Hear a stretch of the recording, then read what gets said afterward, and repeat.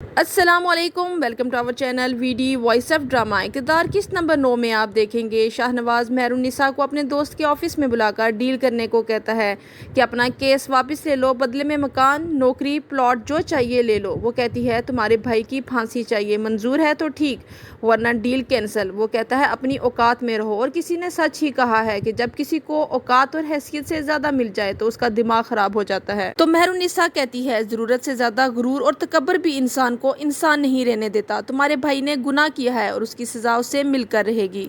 رافع Mehrunnisa کو سمجھاتا ہے کہ اس لڑائی کو مت لڑو، اس جنگ میں کسی کو فائدہ نہیں ہوگا۔ وہ کہتی ہے تم میرا ساتھ دینے کی بجائے مجھے مایوس کر رہے ہو۔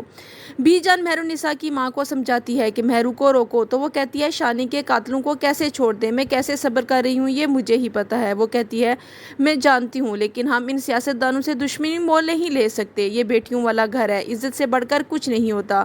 مہرو کی ماں اسے بتاتی ہے بی جان بھی آئی تھی، وہ ناراض ہو رہی تھی، تم ان لوگوں سے دشمنی مت کرو۔ مہرو کہتی ہے آپ پریشان نہ ہوں، ذیشان کے قاتل بچ نہیں سکتے۔ مہرو کی ماں سبزی خرید رہی ہوتی ہے کہ اتنی دیر میں سمن شاہ کی ملازم آتی ہے اپنے گارڈز کے ساتھ اور اس کو گاڑی میں بٹھا کر سمن شاہ کے پاس لے جاتی ہے۔ بی جان گھر آتی ہے لیکن سعدیہ گھر میں نہیں ہوتی۔ وہ پروین سے پوچھتی ہے کہ سعدیہ کدھر ہے، تو پروین برائیاں کرنا شروع کر دیتی ہے کہ گئی ہوں گی کسی پڑوسی کے گھر جا کے بیٹھ گئی ہوں گی، یہ ماں اور بیٹیاں ایسی ہی ہیں، بیٹیاں پورا دن موبائل کے ساتھ لگی رہتی ہیں۔ خیر آپ چھوڑیں، میں عروج کو بتاتی ہوں کہ آپ آئی ہیں، وہ بہت خوش ہو جاتی ہے، وہ آپ کا انتظار کرتی ہے۔ تو بی جان کہتی ہے وہ میری بڑی عزت کرتی ہے، پیار کرتی ہے، میرا بڑا دل تھا اسے اپنے گھر کی بہو بنانے کا۔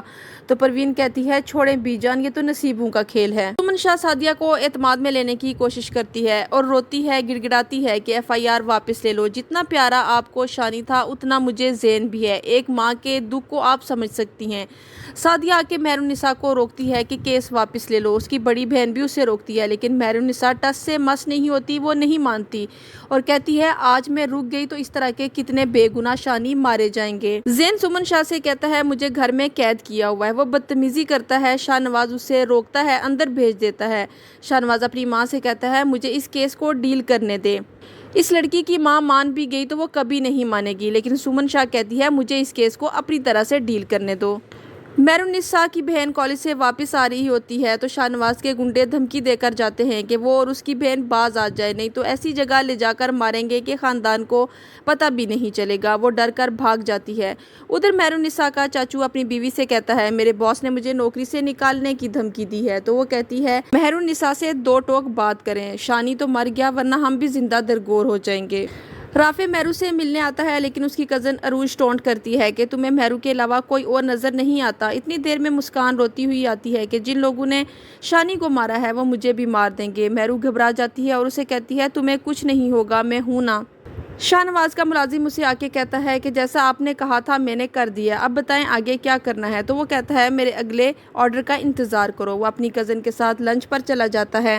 مہرو کا چچو اپنی بھابھی سے بات کرتا ہے کہ مہرالنساء کو سمجھائیں، اب بس بہت ہو گیا ہے، اگر یہ اب بھی باز نہ آئی تو اس کا میں گھر سے نکلنا بند کر دوں گا۔ سعدیہ اس کی ماں ہاتھ جوڑ کر واسطہ ڈالتی ہے کہ رک جاؤ مہرالنساء، اس گھر میں مزید طوفان میں برداشت نہیں کر سکتی۔